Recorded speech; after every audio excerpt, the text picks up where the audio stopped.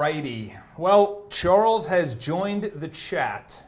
Sorry about that. If this is a recording, you personally don't care because you just want me to get right into it. For everyone else that has been waiting, sorry about that. Let me just turn off the reason I'm saying that is because it is a live stream and it was supposed to be at a certain time, and then my brain just went somewhere else. Oh wow, what a segment right into the brain rules. Okay, so I haven't done a video review in a while. There are two books that I'm actually backed up with. The reason being is that from this, and one of them that I'm going to be talking about, attention is everything. Okay, why is the importance of the brain just even necessary to talk about? Well, as humans, you guys are humans, hopefully, Homo sapiens, we're about 250, 350,000 years old, and then mammals are about 250 million years old. So what does that mean? Well, we survive for that amount of time for certain reasons, okay? And essentially, this is the book that it doesn't talk about why we survived. It talks about just the ability for us to go into the future based on what got us here, okay? So the first one is exercise, okay? I don't need to talk about the benefits of exercise, but I can talk about the lack of exercise, because if I talk about the benefits of exercise, it's kind of like saying, hey, listen, if you exercise, here's $1, and then you take away the dollar. You know, people are gonna be like, oh, okay, it was never really mine. However, if I say, give me $1 and I take away $1 from you, you say, well, actually that's loss aversion. So in other words, you're more willing to be mad that you lost $1 or I took $1 away from you than I am to give you $1, okay? So loss aversion essentially kept us alive, okay? What does that even mean?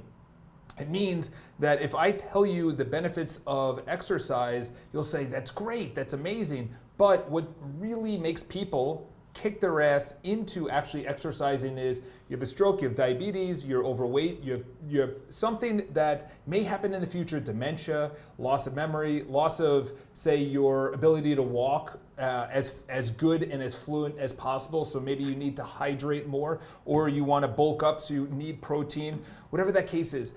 So I'm going to talk about the bad things about lack of exercise. Okay, number one is you're not going to sleep as well, because if you don't exercise, your body has an abundance of energy. Though you say, you know what are you talking about, Charles? I'm exhausted every single night. The reason you're exhausted is because you're using your brain fuel, not your actual body fuel. The difference between the brain fuel is that you're putting your attention on devices. Stimulation, that's not actually exercise. So when you're tired, your brain is tired, not your body.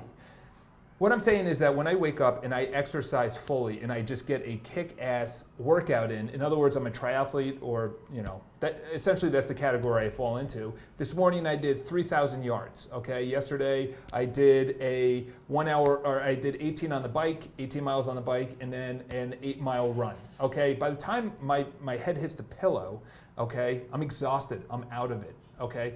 If someone does no exercise, their memory is going to go down, and the reason being is that there's no blood flow, okay? Our brain is 30% of our energy, okay? 30% of our energy use.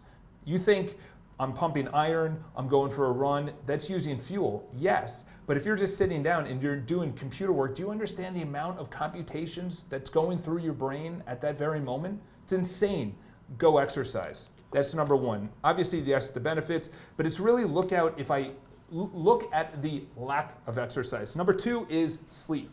Okay, there's someone out there called Brian Johnson. Highly recommend you go check him out. Brian Johnson is at optimize.me. And he talks about the number one, listen to the phrasing, self-care habit.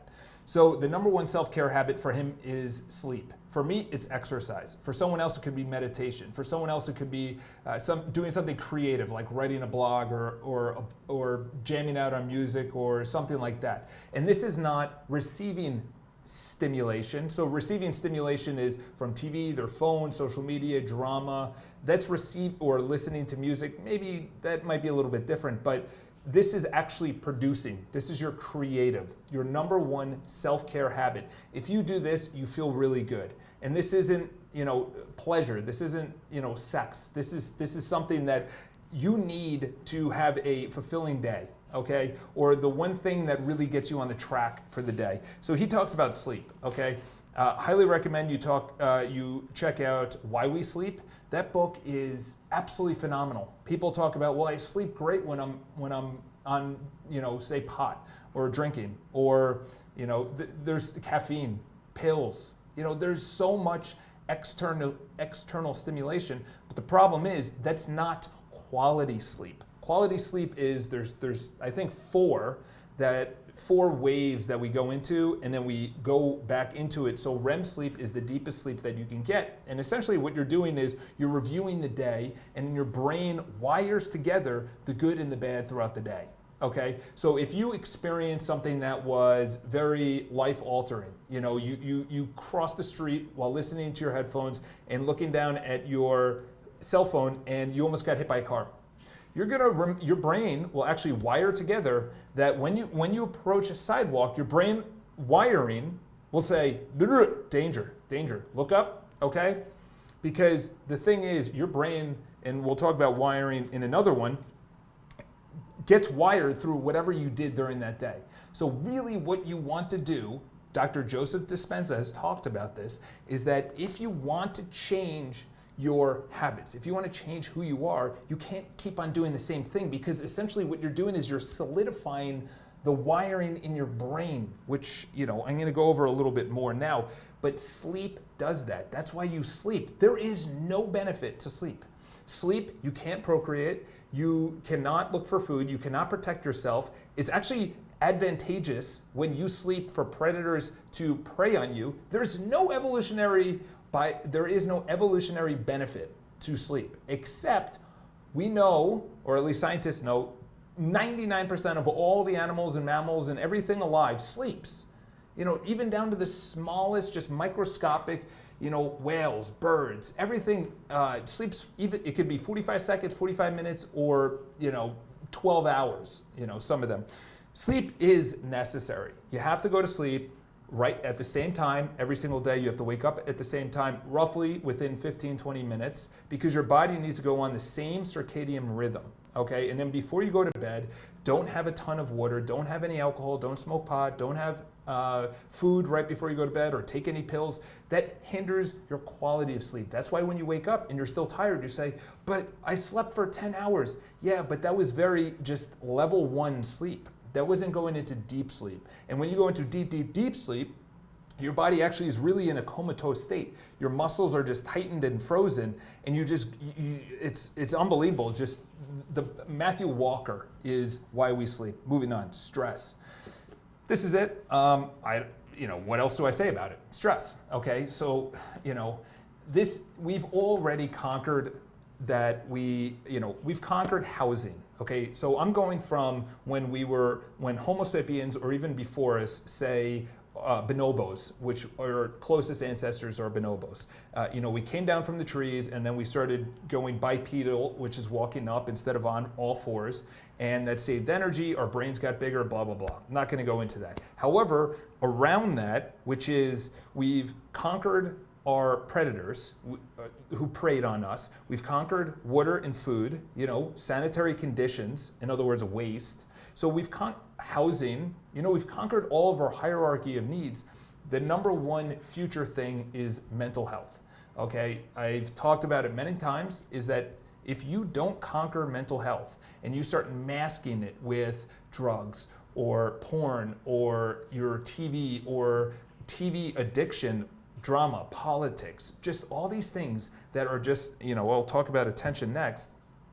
All these things that are trying to grab your attention, you're masking the underlying problem, which is your unhappiness, maybe in a relationship, in your job, in your body, in your health, in your mind. Maybe you have all this shit going through your head, which we all do. You're not unique. I have it as well. Everyone does. Okay, but the problem is that to what extent, this is very interesting, very important. To what extent is it running your life, okay?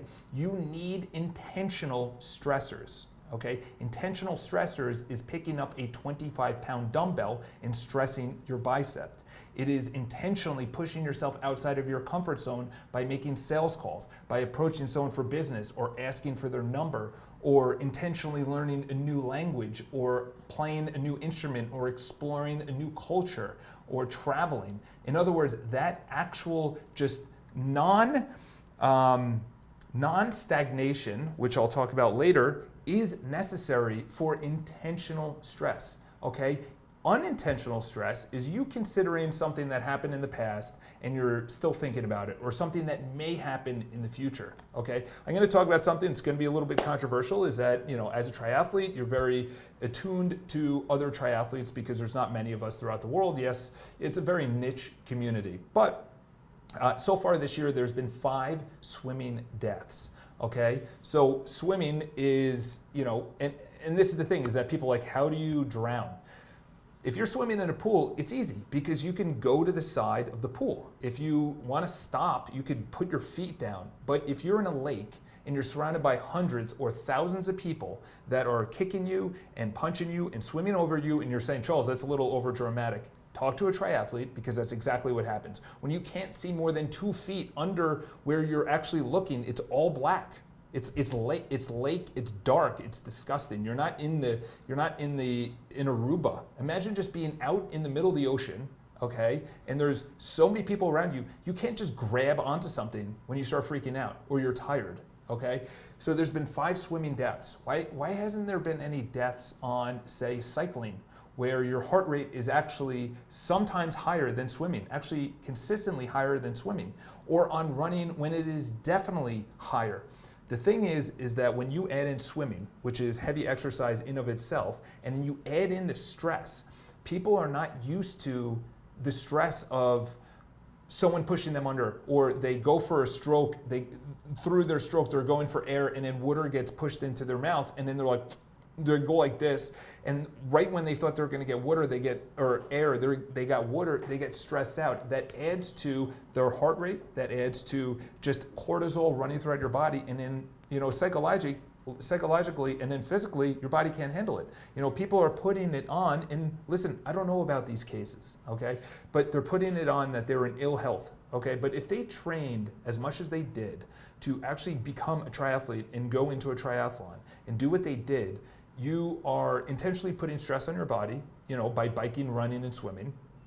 You're also doing it at an extended period of distance when you're training. So what is the difference? I think it's psychologically, you have a ton of people out there, and there's so many things going on. There's so much chaos. You don't know where you're going. You can't grab onto anything. That starts going throughout your mind, starts ruminating, and you freak out.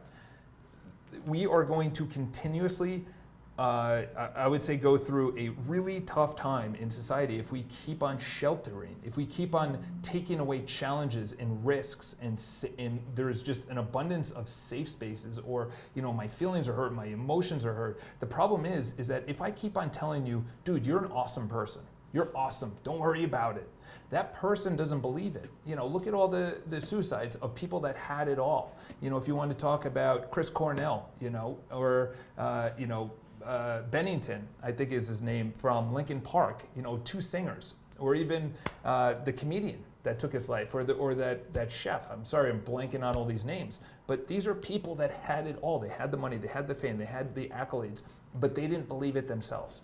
This will be the number one thing, which is stress, okay? Unintentional stress. But if you intentionally put yourself, stressing yourself out there, I can receive a lot of people yelling at me, because I have had 4 people yelling at me in person. 2 people were slamming on the table, and I was able to keep the exact same monotone that I'm talking right now, because I've intentionally before that put myself in sales calls where people are saying, don't ever fucking talk to me. Why are you calling me? This is ridiculous. I don't want to buy your product. And then being able to push through that, where they either hang up and I'm like, okay, not a big deal, or they ended up buying.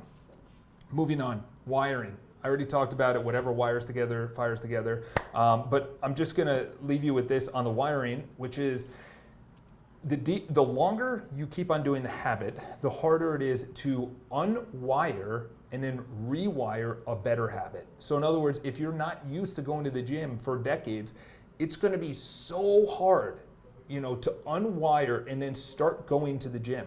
That's the thing, is that you have to start small. Small over time is consistency, okay? And then it becomes an identity that I go to actually start going to the gym. Attention.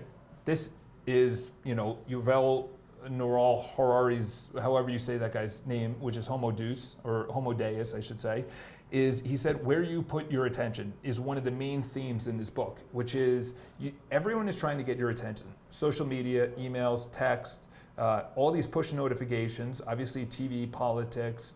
If you go throughout the day, obviously music, just in abundance, okay? At no time is it only gonna get better.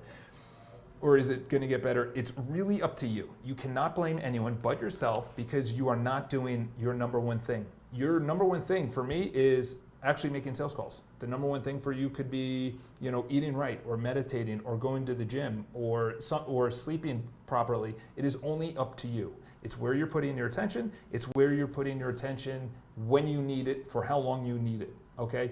People have said, do what you need to do when you need to do it. Okay? That's attention. But the problem is, for me, is that I have to delete distractions. Distractions from social media. So I have something called Stay Focused. Stay Focused essentially means that I block Instagram, Amazon, Facebook, and YouTube from my desktop browser, and I'm only allowed 10 minutes a day on that. And the reason being is that doesn't make me money, all right? Where you put your attention.